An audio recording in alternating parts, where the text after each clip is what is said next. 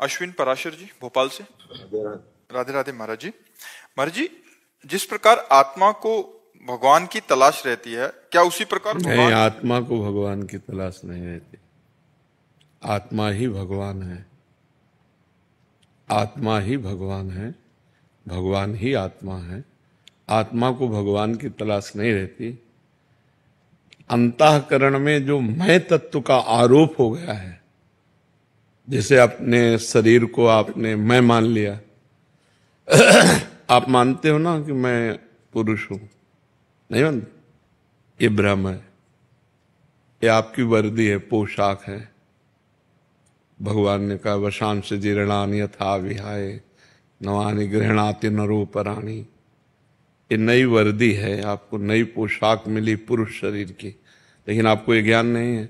आपको ज्ञान है मैं हूं, ये अज्ञान है। जो अंतःकरण में मन बुद्धि चित्त अहंकार है, उसमें जो अहंकार है वो ये पूरा का पूरा जितना ज्ञान भरा हुआ है उसी में सब भरा हुआ है। इसी अहंकार को मिटाने के लिए हमें भगवान की आवश्यकता है। जब हम भगवान को पाते हैं तो अपनी आत्मा के रूप में पाते हैं। हमारी आत्मा ही भगवान है।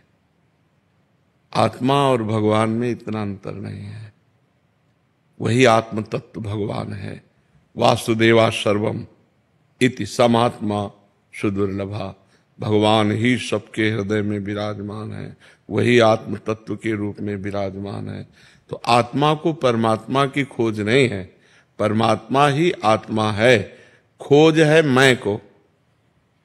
ये जो अहम बैठ गया है, स्त्री पुरुष, इंद्रियां, मन, भोग वासना, धन, बाहरी सब वैभव, ये सब अज्ञान का स्वाप्निक दृश्य मिट जाए और मैं अपने स्वरूप में आ जाऊं या मैं भगवान को प्राप्त हो जाऊं। ये देहाभिमान को है भगवान की प्राप्ति। देहाभिमान को भगवान की खोज है, आत्मा को नहीं। आत्मा ही परमात्मा है, परमात्मा ही आत्मा है, किंचिन मात्र अंतर नहीं। जैसे एक चम्मच गंगाजल या एक टैंकर गंगाजल कहा क्या जाएगा? गंगाजल ही कहा जाएगा ना। तो ऐसे जीव को क्या कहा गया? परमात्मा का अंश। तो गंगा जी का अंश एक चम्मच गंगाजल तो पूर्ण गंगाजल ही है, अपूर्ण तो नहीं है ना। तो ऐसे ही परमात्मा का जो अंश है वो पूर्ण है, वो पूर्ण परमात्मा स्वरूप है, उसमें कोई अंतर नहीं। लेकिन अंतर पड़ गया, हम अपने स्वरूप को भूलकर देह को मैं मान लिया, भोगों को सत्य मान लिया, संसार में रम गए। यही हटाना है। मनुष्य जन्म में यही कर्तव्य कर्म करना। अगर ये कर्तव्य कर्म कर लिए तो मुक्त पुरुष हो गए, जीवन मुक्त पुरुष। और अगर जीवन में बंधे रहे तो दुर्गति प्राप्त होगी। पुनरपि जननम पुनरपि मरणम पुनरपि जननी जठरे शयनम। बार बार जन्म, बार बार मरण, बार बार माँ के गर्भ में जाना, ये क्रम चलता रहेगा। समझ पा रहे हो आप? उर्मिला पराशर। राधे राधे महाराज जी। महाराज जी, आपसे मिलकर जीवन बहुत परिवर्तित हुआ और मैं आपके वचनों के अनुसार चलने का भी प्रयास कर रही हूँ। महाराज जी, हिंदू धर्म ग्रंथों और मान्यताओं के अनुसार पाप मुक्ति के अनेक साधन बताए गए हैं, जैसे गंगा स्नान, पाप मोचनी एकादशी। समझना, यहां समझना, पाप मुक्ति के उपाय बता गए, लेकिन पाप की प्रवृत्ति के नष्ट होने का उपाय क्या है? ऊपर से हमारे अस्त्रों द्वारा सब काट दिया गया, लेकिन उसकी जड़ बची हुई है, तो और नए किनके आ गए। पाप गंगा पापम, गंगा पाप का नाश करती, इसमें संशय नहीं। लेकिन पाप की प्रवृत्ति, गंगा नहा के आए फिर 100 पाप कर लिए, फिर गंगा नहा के आए फिर 100 पाप कर लिए। तो हाथी स्नान हुआ, हाथी स्नान किया, सूंड से धूल डाल लिया, तो स्नान का मतलब क्या हुआ? तो पाप वास्तविक तो नष्ट नहीं हुए। पाप नष्ट तब माना जाएगा जब पाप की प्रवृत्ति का नाश हो जाए, पाप की जड़ का नाश हो जाए, वो है प्रवृत्ति। बोले बड़ा पाप प्रवृत्ति वाला आदमी है, बहुत पापी आदमी है। तो पाप की प्रवृत्ति सबके अंदर रहती है, क्योंकि सुमति कुमति सबके उरनाई, नाथ पुराण निगम अस कहीं। तो जहां सुमति है वहां शुभ है, और जहां कुमति है वहां अशुभ है, पाप है। तो कुमति सुमति सबके उर रहे। कभी कुमति जोर कर गई तो पाप बन गया, कभी सुमति जोर कर गई तो पुण्य बन गया। तो तीर्थों के जो उपाय हैं वो पाप नष्ट करने के लिए हैं, लेकिन अध्यात्म जो है वो पाप प्रवृत्ति को नष्ट करता है। गंगा को भी निष्पाप करने की सामर्थ्य एक महात्मा रखता है।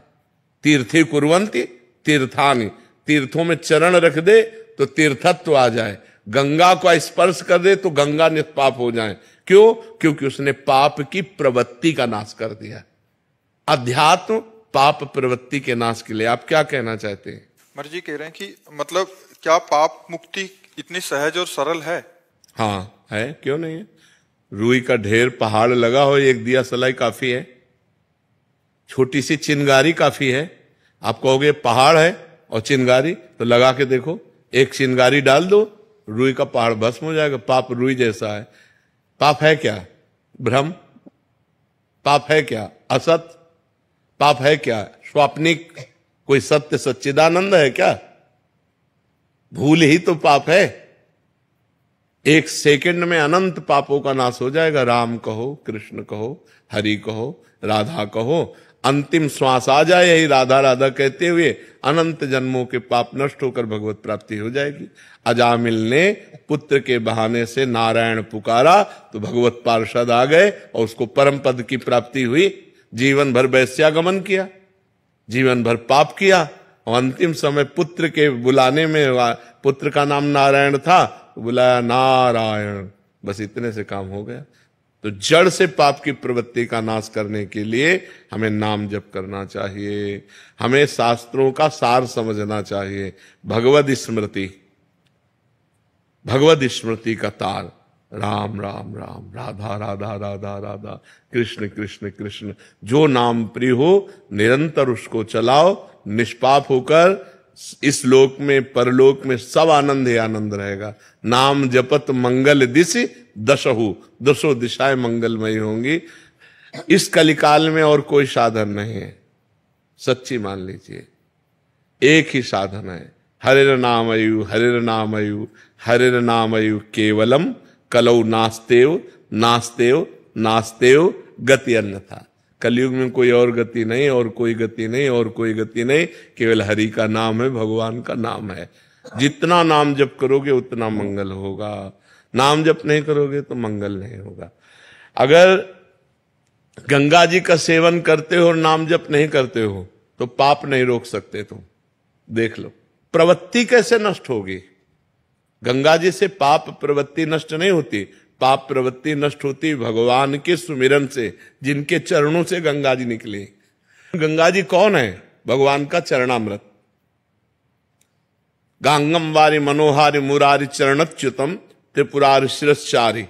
जो गंगा जी हैं वो भगवान श्री हरि का चरणामृत है। वामन अवतार में जब भगवान ने अपना चरण बढ़ाया, ब्रह्मलोक गया, तो ब्रह्मलोक में ब्रह्मा जी ने जब चरण की अगवानी करके प्रक्षालन किया और अपने कमंडल में डाला तो वही भागीरथी गंगा जी हुई। भगीरथ लाए इसलिए भागीरथी कहा गया। तो हमें चाहिए भगवान का नाम स्मरण करते हुए तीर्थ अवगाहन करें, या खेती किसानी करें, या व्यापार करें, या नौकरी करें, वो सब समान है। अगर हम धर्म से किसानी करते हैं, धर्म से व्यापार करते हैं और नाम जप करते हैं तो बिना गंगा नहाए भी भगवत प्राप्ति हो जाएगी। और गंगा नहाते हैं और मनमानी आचरण करते हैं, पाप करते हैं, तो गंगा नहाते हुए भी आपको नरक जाना पड़ेगा। पक्की बात समझ लो।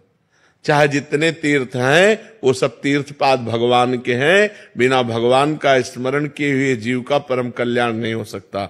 हाँ, भगवान का स्मरण करते हुए गंगा स्नान करे, लाखों गुना पुण्य बढ़ करके प्राप्त होगा। अगर भगवान का स्मरण नहीं तो प्रपंच की बात की, गोता लगाया और चले गए। चिंतन नहीं है, चिंतन का खास बात है, चिंतन की खास। देखो ये बड़े बड़ों से गलती होती है। नलकुबर मणिग्रीव कुबेर के पुत्र हैं और देवगंगा अलकनंदा में मदिरा पान करके अप्सराओं के साथ नंगे खड़े थे। तभी देवर्षि नारद जी ने जब देखा तो बहुत गुस्सा आई और कहा, तुम कुबेर के पुत्र होकर इस तरह अभद्र व्यवहार करते हो, वृक्ष की तरह ऐसे खड़े, जाओ मैं तुम्हें शाप देता हूं, वृक्ष हो जाओ, वृक्ष योनि को प्राप्त हो। तो जब वो चरणों में गिरे तो उनका वृक्ष तो बनो पर नंदालय के बनो। तो वही यमलार्जुन के रूप में ब्रज में हमारे प्रकट हुए आकर के। तो जब भगवान श्री कृष्ण को ओखली बंधन लीला हुई तो वही ओखली घसीट कर दोनों वृक्षों के बीच में लगा के उखाड़ करके उनका उद्धार कर दिया। तो अगर भजन नहीं है तो कुबेर के पुत्र हैं, देवताओं में श्रेष्ठ कुबेर जी हैं, उनके पुत्र हैं, लेकिन कितना गलत काम कर रहे हैं। धनाध्यक्ष कुबेर के पुत्र होते हुए भी गंगा जी में नंगे खड़े होकर शराब पीकर अप्सराओं के साथ उद्दंडता, तभी तो देवर्षि नारद जी ने शाप दिया था। तो आप समझो कि अगर आप गंगा जी का सेवन करते हो तो आपके आचरण भी पवित्र होने चाहिए। एक गंगा जी की महिमा सुनी कि गंगा स्नान करने से 100 यज्ञों का फल मिलता है, तो वैश्यागमन करने लगे। तो जब उनसे कोई बात करता तो कहते 100 यज्ञों का फल मिलता है, रोज गंगा नहाता हूं, 1-2 यज्ञ का चला जाएगा वैश्यागमन से, लेकिन हमारे पास बहुत पुण्य है।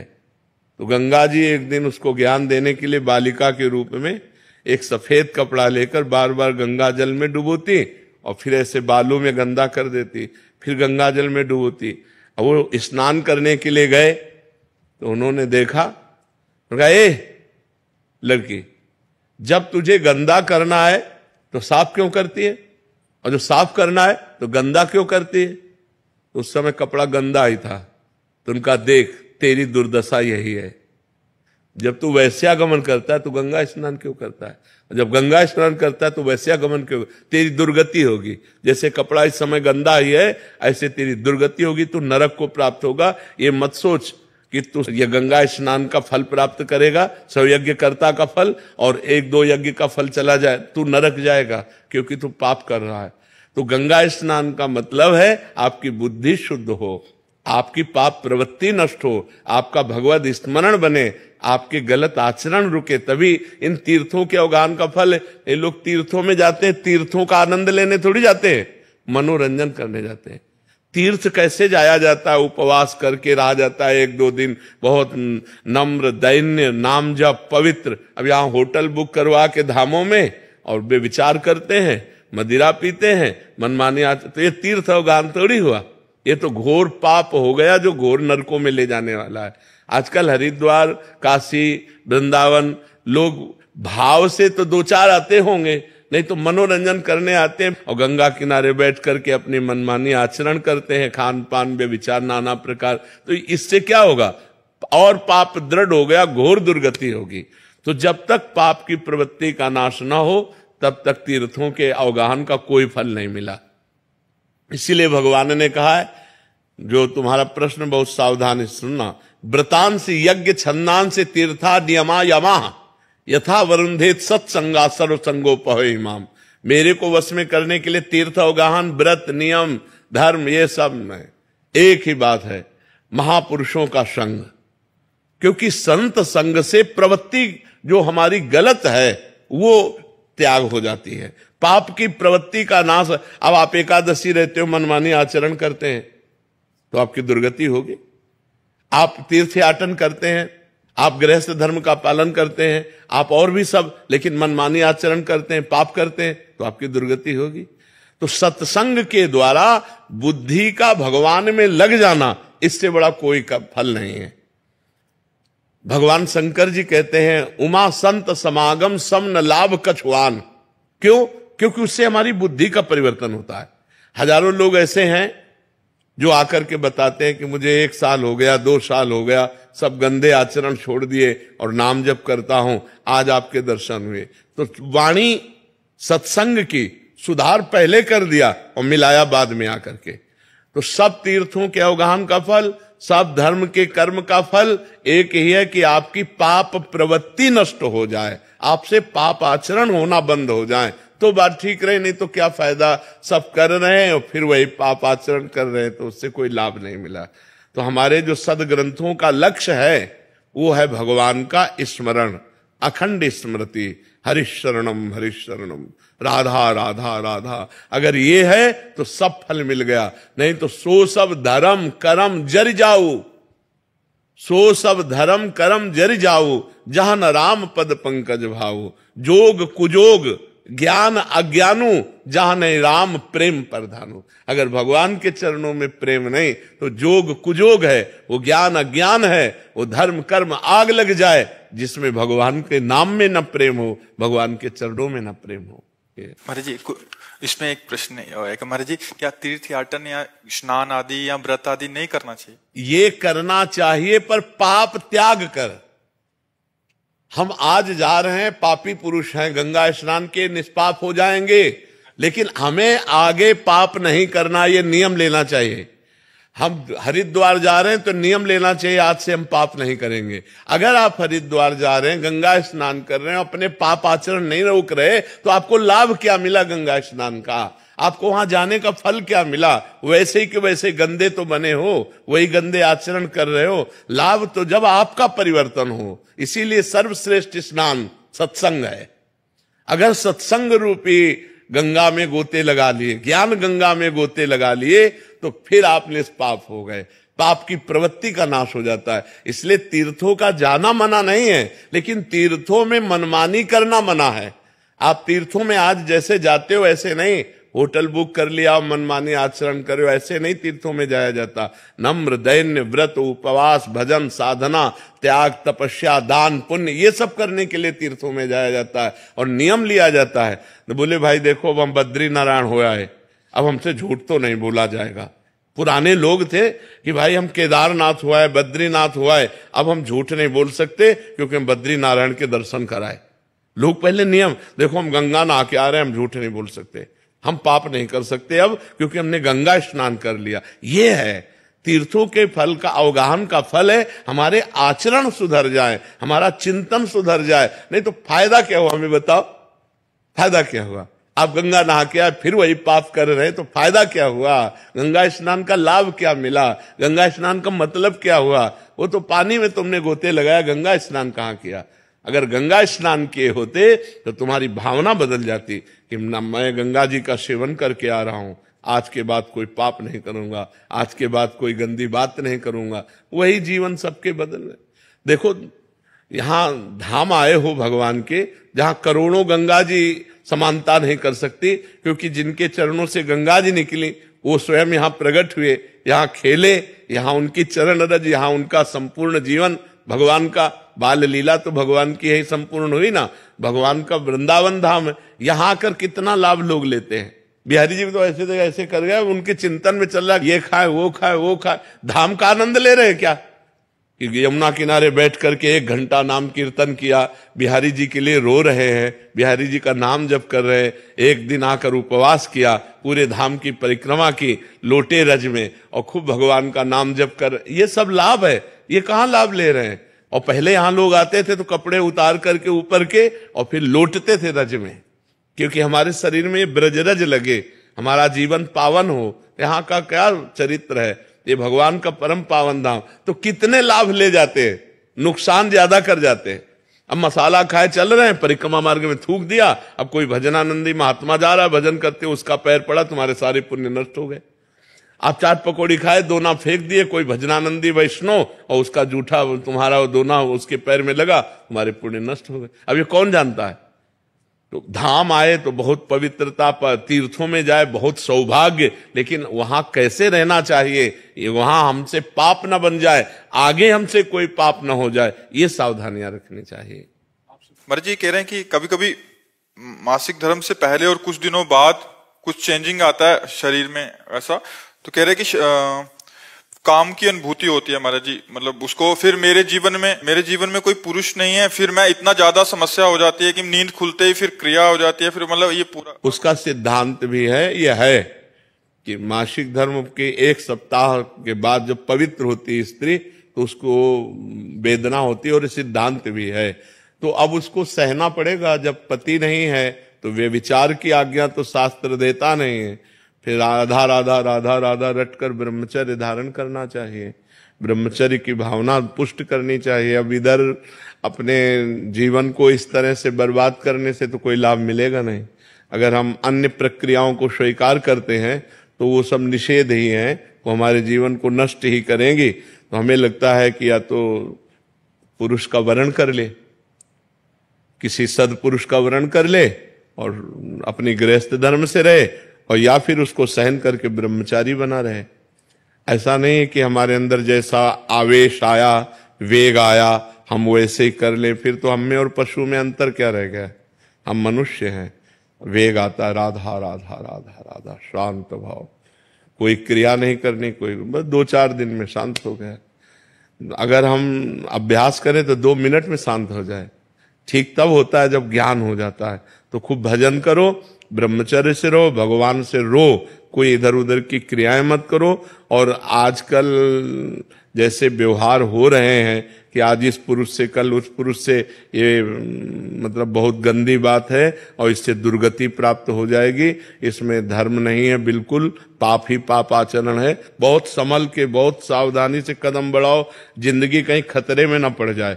अगर ब्याह नहीं करना तो ब्रह्मचर्य से रहो, ब्याह करना है तो किसी अच्छे पुरुष का भगवान से प्रार्थना करके, देख समझ करके उसको तब, शरीर को तब देना चाहिए जब आजीवन के लिए व्यवहार हो जाए। शरीर को नहीं देना चाहिए। हम दोस्ती कर सकते हैं, व्यवहार कर सकते हैं, लेकिन व्यभिचार नहीं कर सकते। हम तब तक शरीर को नहीं देंगे जब तक आप हमारी परीक्षा में पास नहीं हो जाओगे। खूब देख समझ करके, सुनकर, और जब शरीर दे देंगे तो आजीवन के लिए दे देंगे। ये डिवोर्स फिवोर्स ये हमारे सनातन धर्म में नहीं है। हमारे धर्म में है, एक बार समर्पित का हाथ मिलाया तो आजीवन निर्वाह किया। पीछे डिवोर्स आदि के शब्द ही नहीं थे। तो हमें लगता है गंदे आचरण करके जीवन को व्यर्थ में क्यों बर्बाद किया जाए, बहुत संयम से रहा जाए। यही तो आवेश है, काम का आवेश, क्रोध का आवेश, लोभ का आवेश, अहंकार का आवेश, यही तो सब पाप कर्म कराने वाले हैं। इन्हीं को तो सहना है। राधा राधा ना सहन हो तो रोज श्री जी का नाम लेकर के, अपने पास जिसे बच्चा है, अब उसका कोई बल तो है नहीं, रो देगा माँ के लिए तो माँ को दौड़ के आना पड़ेगा। तो हमारा बल क्या है? श्री जी है। तो हम जब हम विकल हो, कोई हमें आश्रय, तो हम गंदी क्रियाएं नहीं करेंगे, रो देंगे कि प्रभु आप देख लो। वो जहां रो दिया तो ऐसा संभाल देंगे कि आजीवन संभल जाओगे। बहुत अच्छे बच्चे हो, अपनी बात कह रहे हो तो इस बात को समझो, इधर उधर की चेष्टाओं में मत फंसना। पुरुष का वर्ण करो तो देख समझ के वर्ण करो, एक बार वर्ण करो तो आजीवन उसका वर्ण करो। ये जो आजकल चल रहा है ना, बहुत गंदा चल रहा है, बहुत गंदा चल रहा है। लिव इन रिलेशन, ये सब बहुत गंदा चल रहा है। ये हमारा धर्म नहीं कहता है। बहुत सावधानी से चलो बच्चा, जीवन बहुत कीमती है, इसमें भगवान की प्राप्ति हो जाए, ये बहुत उत्तम बात है। आपने अपनी मन की व्यथा कही हिम्मत करके सबके बीच में, इसलिए हम आपको प्रणाम करते हैं। बस आप अपने संयम से रहना, कोई चेष्टा इधर उधर मत करना, वो धीरे धीरे शांत हो जाए।